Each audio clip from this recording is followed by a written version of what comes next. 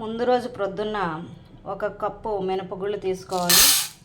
అదేవిధంగా కప్పు మినపగుళ్ళకి 2 కప్పులు బియ్యం తీసుకోవాలి.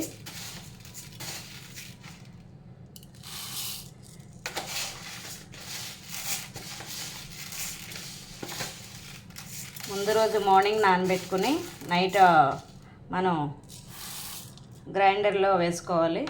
2 కప్పులు రైస్ తీసుకున్నాను. ఆ తర్వాత 1 కప్పు శనగపప్పు తీసుకోవాలి. 1 కప్పు శనగపప్పు తీసుకుని ఈ 3 కూడా మనం నానబెట్టుకోవాలి. వాటర్ పోసుకుని నానబెట్టుకోవాలి. నానిన తర్వాత సాయంత్రం గ్రైండర్లో వేసుకుని రుబ్బుకోవాలి. ఆల్రెడీ నానబెట్టుకున్న పప్పు, బియ్యం, శనగపప్పు నానబెట్టుకున్న మార్నింగ్ నానబెట్టుకుని సాయంత్రం ఇలాగా పిండి దోసపిండిలాగా ఆడుకుని కాసేపు బయట ఉంచి రాత్రంతా బయట ఉంచేయచ్చు. మర్నాడు దాన్ని కొంచెం మనం వేరే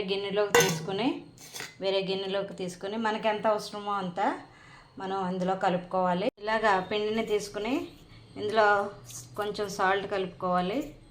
తగినంత సాల్ట్ కలుపుకోవాలి. ఇందులో సన్నగా తరిగి పెట్టుకున్న ఉల్లిపాయలు, పచ్చిమిర్చి వేసుకుందాము. వేసాను. ఇప్పుడు ఇందులో కొత్తిమీర కూడా వేసుకుందాము.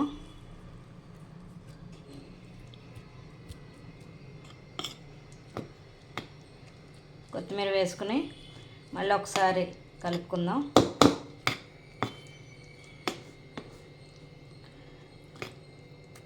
ఓకే. ఇప్పుడు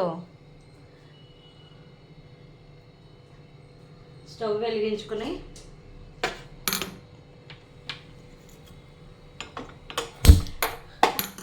ఈ గుంత పొంగనాలకి వేసుకునేది మీకు షాప్స్లో దొరుకుతాయి.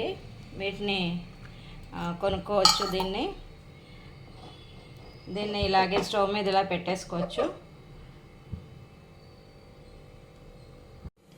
ఈ గుంతల్లో మనం ఆయిల్ వేసుకోవాలి. ఎందుకో ఆయిల్ వేయాలి. ప్రతి గుంతలోనూ కూడా ఆయిల్ వేసుకోవాలి. అప్పుడే అవి నీట్గా వస్తాయి, అంటుకోకుండా.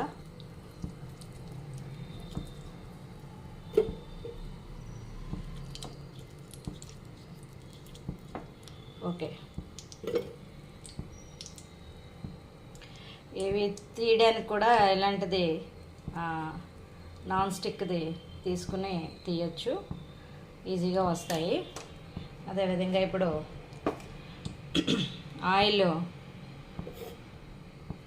ఆయిల్ కాగింది. ఇప్పుడు స్టవ్ స్లోలో పెట్టుకుని ఇప్పుడు పిండి ఈ గుంతల్లో వేద్దాము.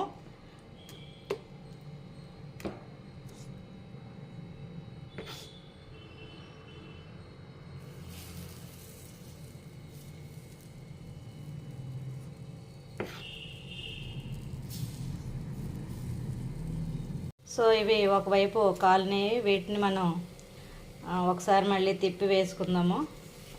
ఇలా వస్తాయి.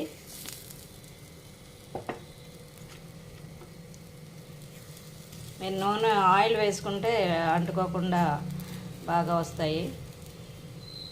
ఇలా తిప్పుకుందాం.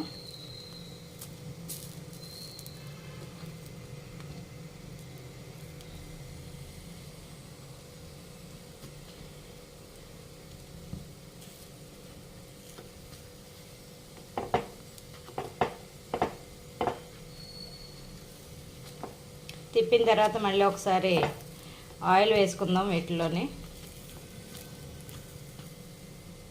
మళ్ళీ ఒకసారి ఆయిల్ వేసుకుందాం.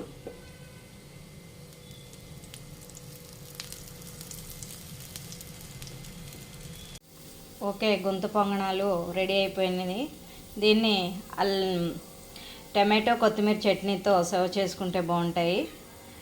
మీరు కూడా ట్రై చేయండి, బాగుంటాయి. డిఫరెంట్గా ఉంటాయి గుంత పొంగనాలు. ఈ వీడియో నచ్చితే లైక్ చేయండి, సబ్స్క్రైబ్ చేయండి, మీ ఫ్రెండ్స్కి షేర్ చేయండి. మరిన్ని వీడియోలతో మీ ముందుకు వస్తాను. Thank you.